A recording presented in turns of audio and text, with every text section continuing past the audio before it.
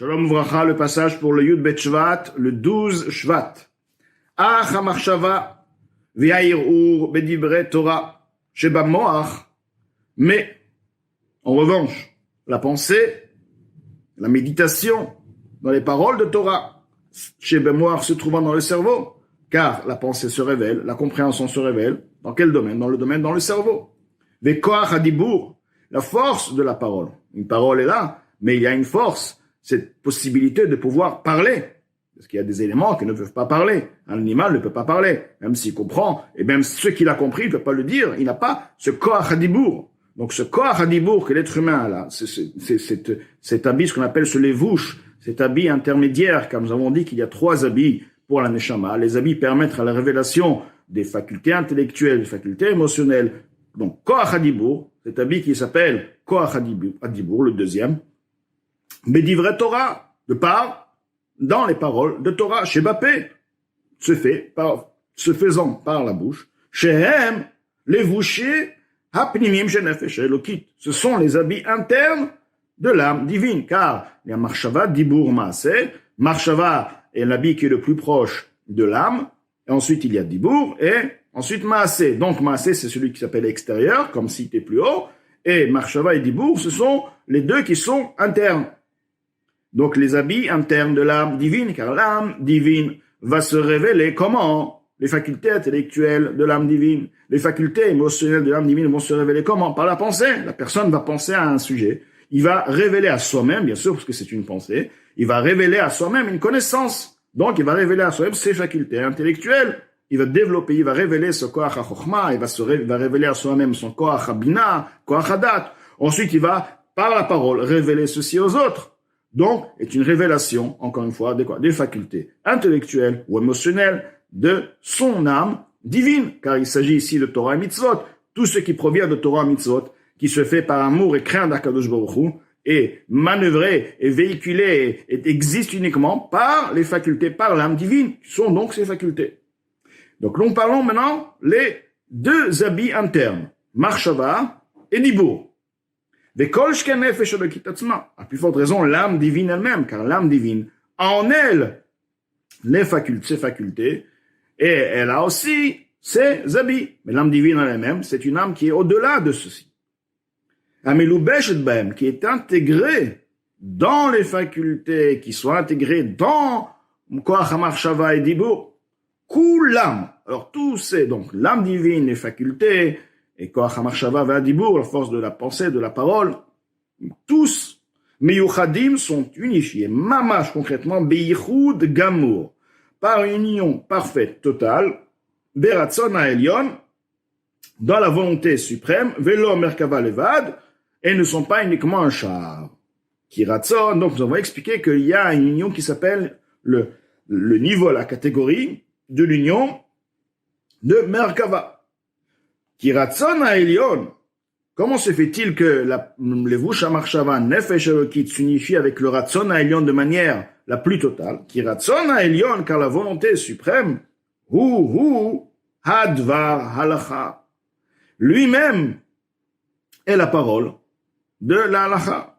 C'est-à-dire la halacha elle-même est la volonté suprême. On ne peut pas dire que celui qui met les tefilin sont la volonté suprême. Les tefilin sont un bout de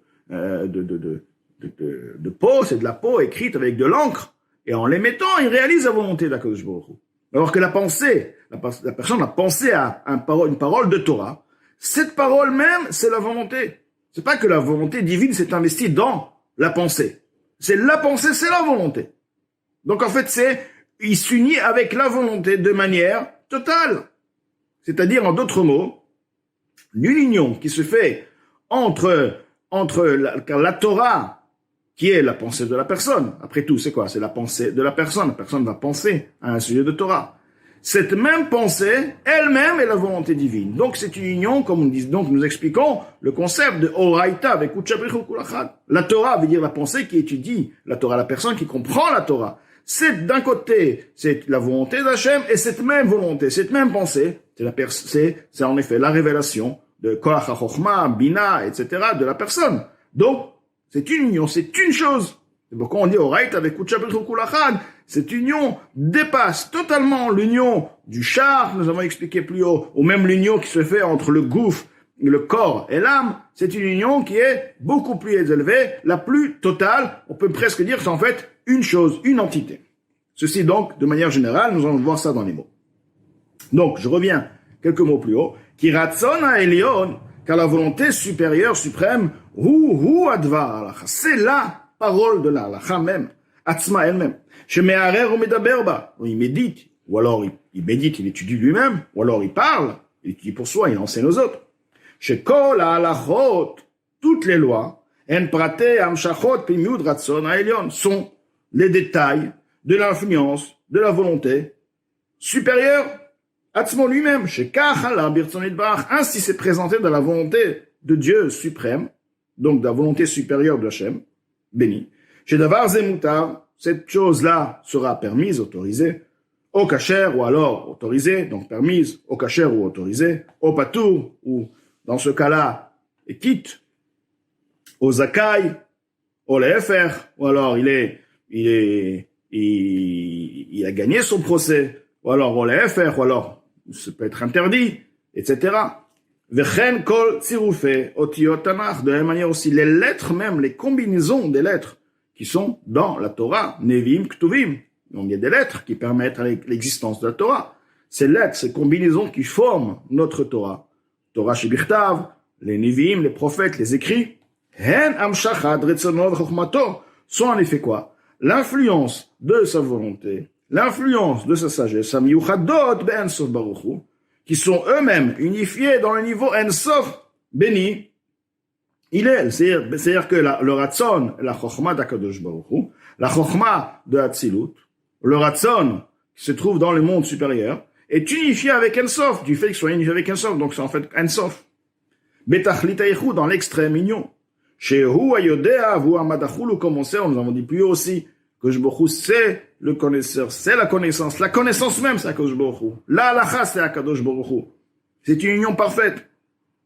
Donc, nous avons donc bien compris et vu la différence entre la halacha, qui c'est la compréhension de la halacha, ou la véhiculation de la parole de cette halacha-là, qui elle-même est en effet la volonté d'Akadosh Baruch Hu, car les lettres eux-mêmes proviennent donc des lettres spirituelles. Donc les lettres spirituelles sont unifiées avec les lettres de la parole. Il se trouve que les lettres de la parole, c'est la halacha, la compréhension, c'est la halacha.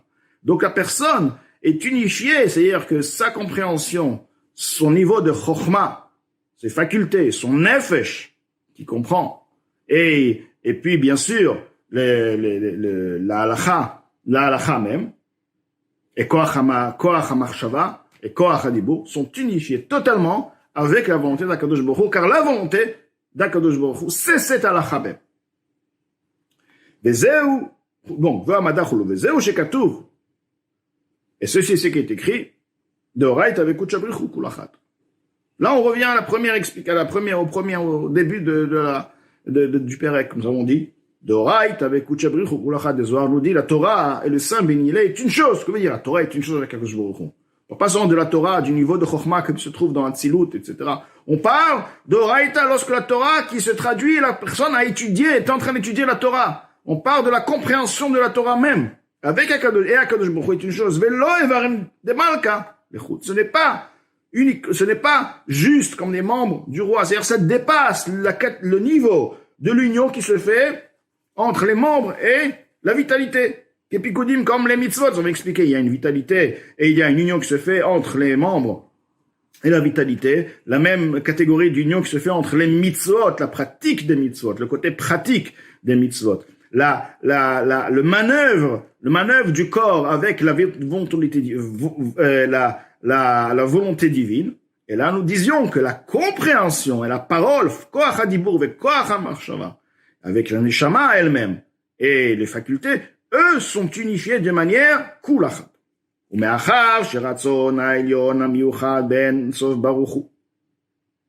Et du fait, suite à ce que nous avons donc compris, que la volonté suprême, car tout est la volonté d'Akadosh Baruch Hu, la volonté suprême, qui est unifiée avec Ensof, Baruch Hu.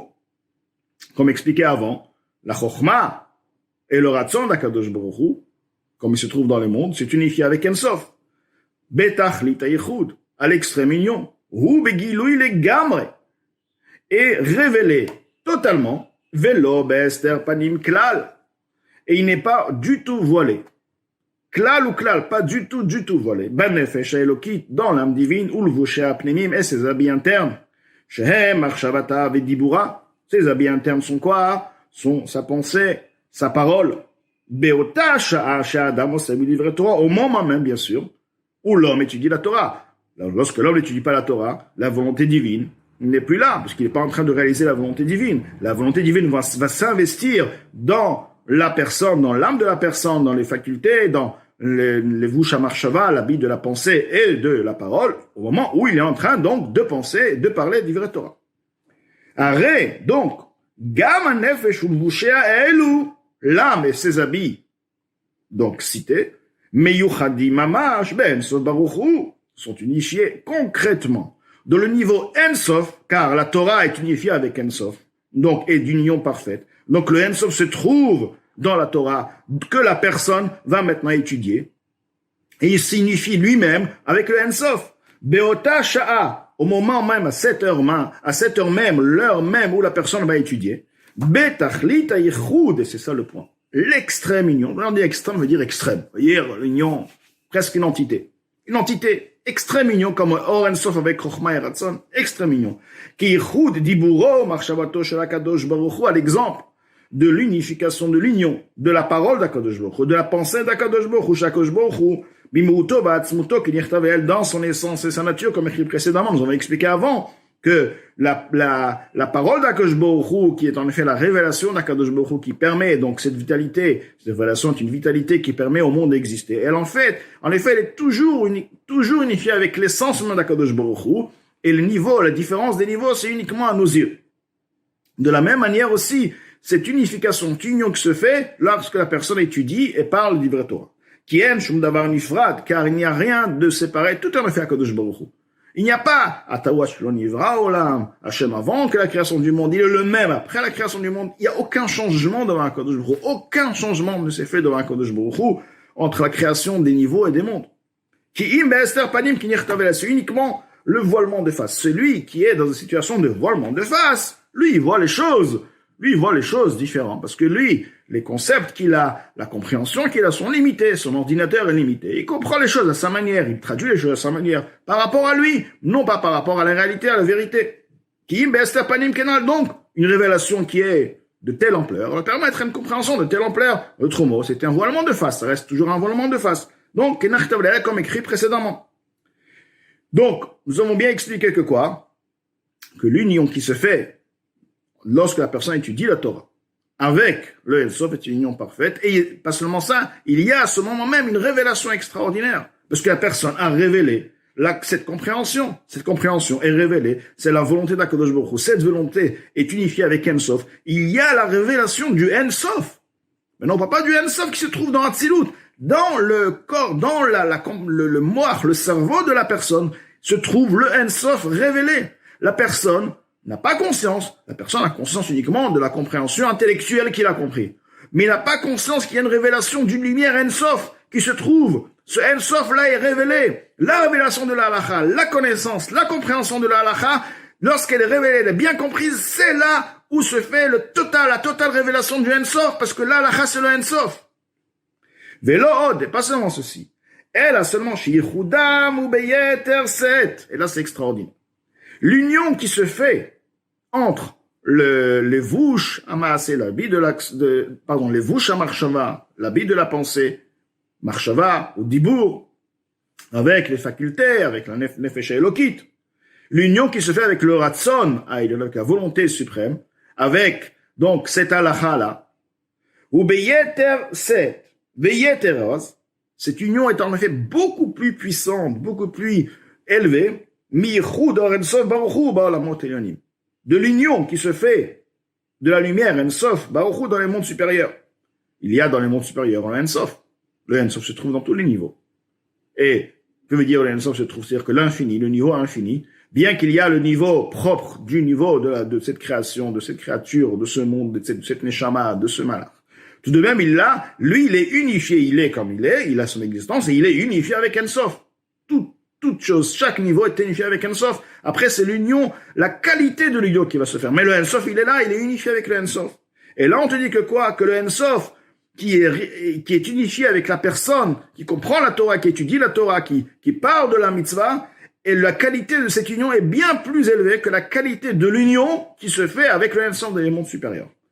Comment se fait-il? Mais achar, étant donné, Sheratzon ha'elyon ou bigilui mamash, la volonté divine, la volonté supérieure est révélée.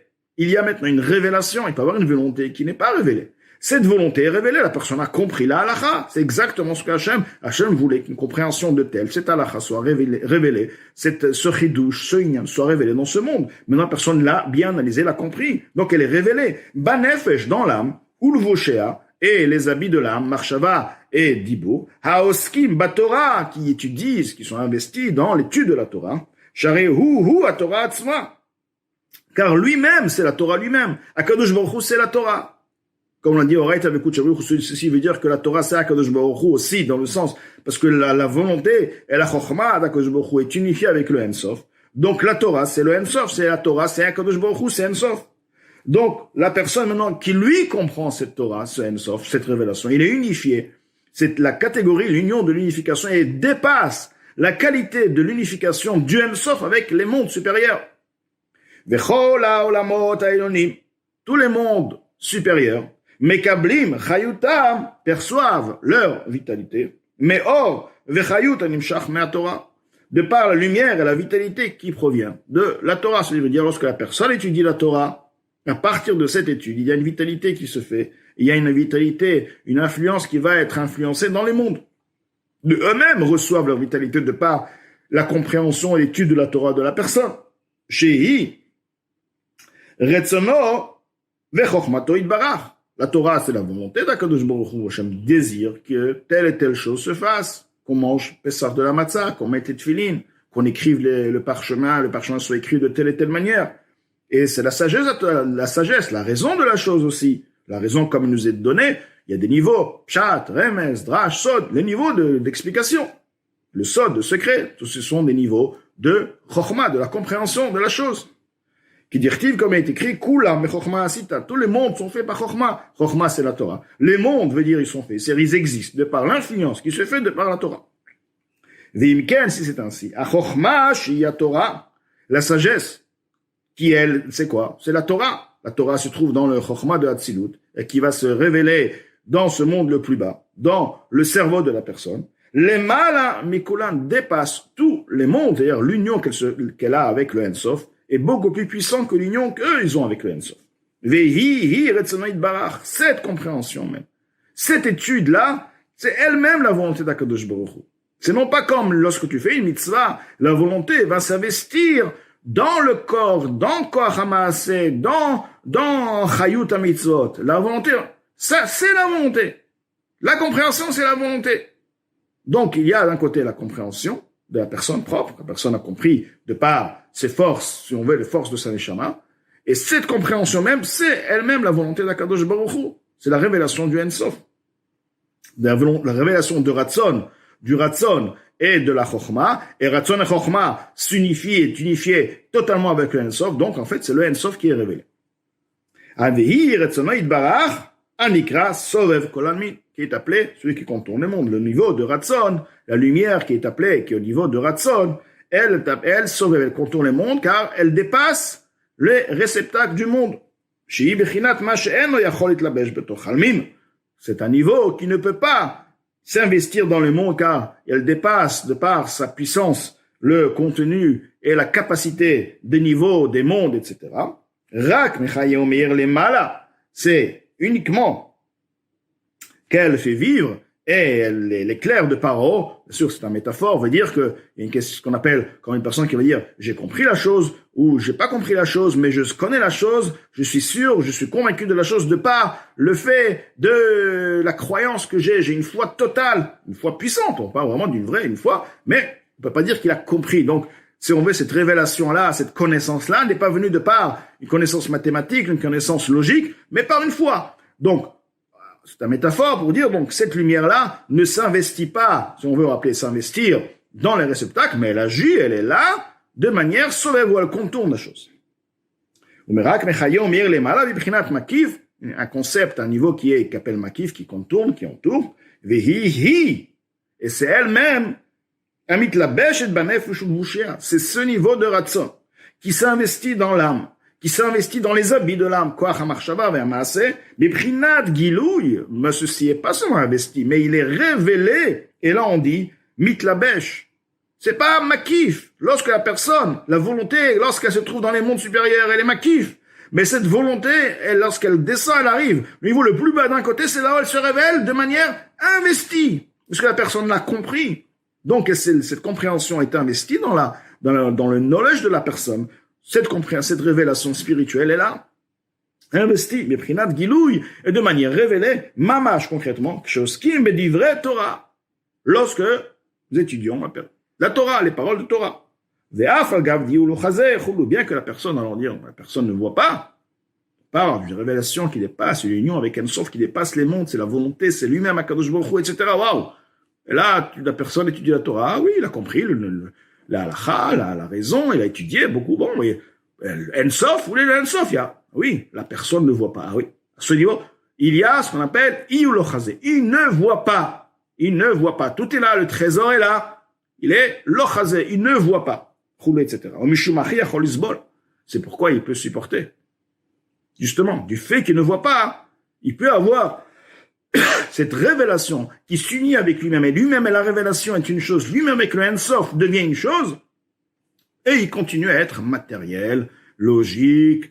C'est un qui a changé parce qu'il ne voit pas. Il ne revoit. Vous dites quoi? Il ne ressent pas. Mais la chose est là. Cette révélation est là. Se trouve dans son cerveau, dans le Koach HaDibur, dans son Neshama, de manière claire et nette.